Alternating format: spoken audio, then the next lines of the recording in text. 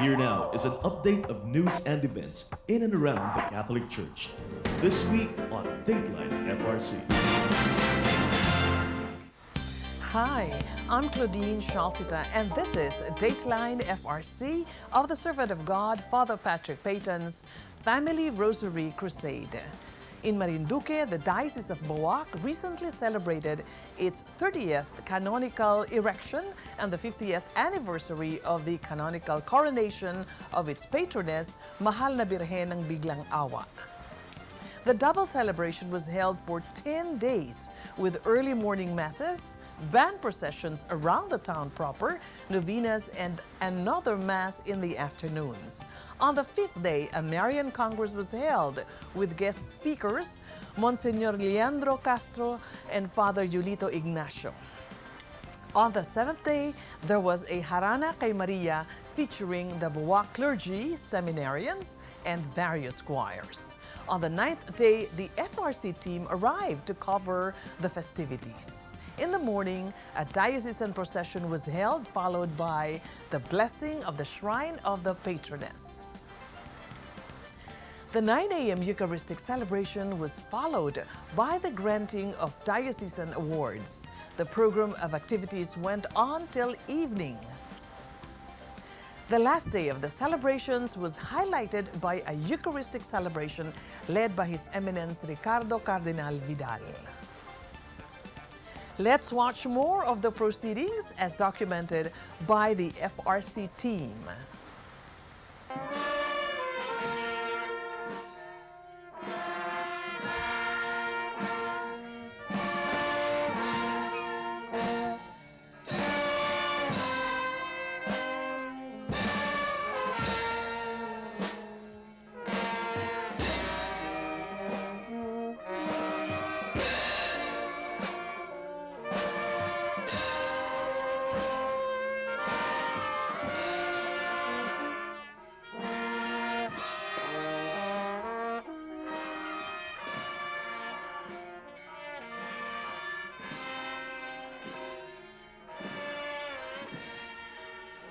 Lalo naming pinag-iibayo at pinalalalim ang debosyon sa Mahal na Birhen sa pamamagitan ng pagrorosaryo sa mga tahanan, sa mga pamilya, lalo na din sa mga batayang pamayan ng Kristiyano ng aming diocese.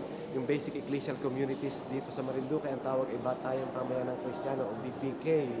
Kaya noong dinala ang imahen, ang replika ng Mahal na Birhen ng Biglang Awa sa mga barangay, sa mga chapel, talagang yung rosaryo ay lalong talagang nabuhay sa lahat ng mga barangay at mga pamilya. Yun ang nakakatuwa at biyaya sa amin. Mula po dito.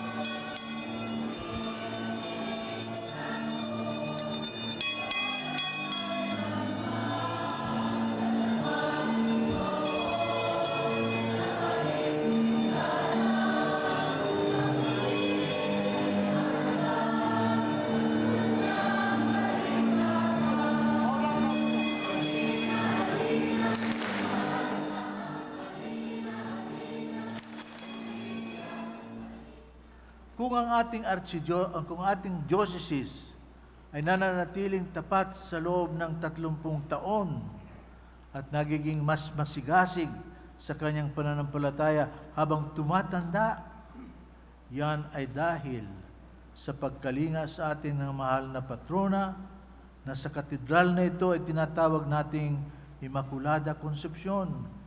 Ngunit sa araw-araw nating pangangailangan ay tinatawag natin sa pangalang Mahal na Birhen ng Biglang Awa.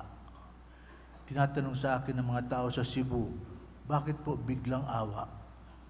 Sabi ko, hindi, ang mahal na hindi biglain. Ibig sabihin, madali siyang nagbibigay ng tulong sa humingi sa kanya, sa ating pangangailangan.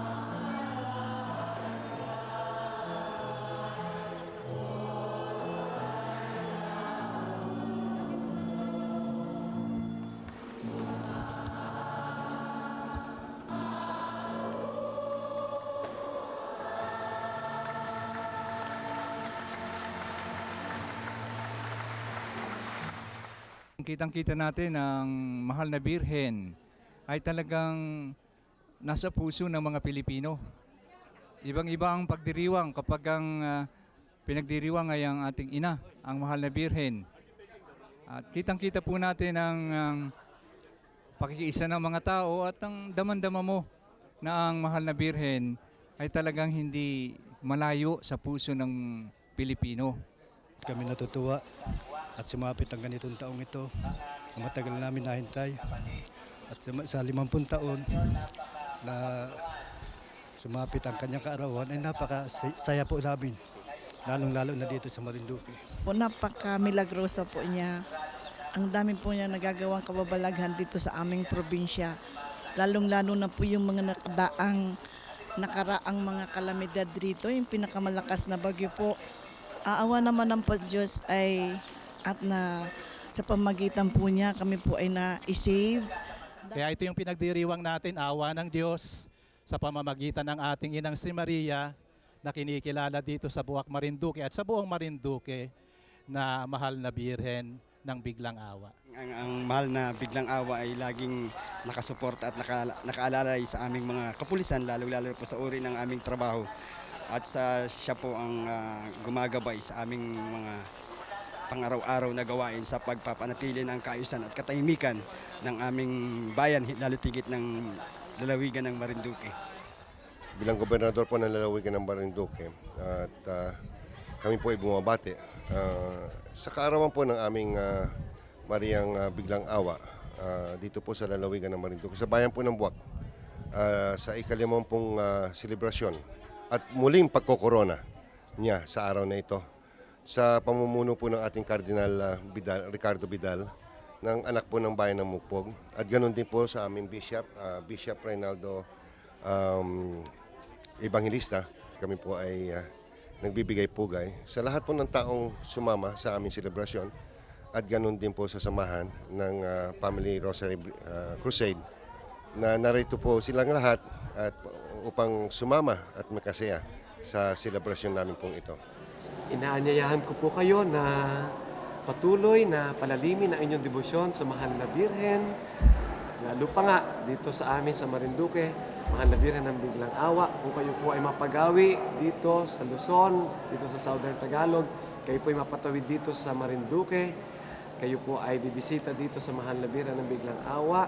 At napakaganda po na atin lalong maparangalan ang mahal na Birhen sa ating pagrorosaryo sa araw-araw bilang pamilya at bilang sambayanan. Napakaganda po na ipagpatuloy natin yung ating kaugalian ng pagrorosaryo sa araw-araw, lalo na bilang angkan. Dahil lan nga po, sinasabi po ni Father Patrick Peyton, the family that prays together stays together. And so goes Dateline FRC this week, brought to you in cooperation with EWTN.com, CBCP Online, the National Press, and various news sources here and abroad. For Family Rosary Crusade of the Servant of God, Father Patrick Peyton, I'm Claudine Shalsita, reminding you that the family that prays together stays together, and a world at prayer is a world at peace.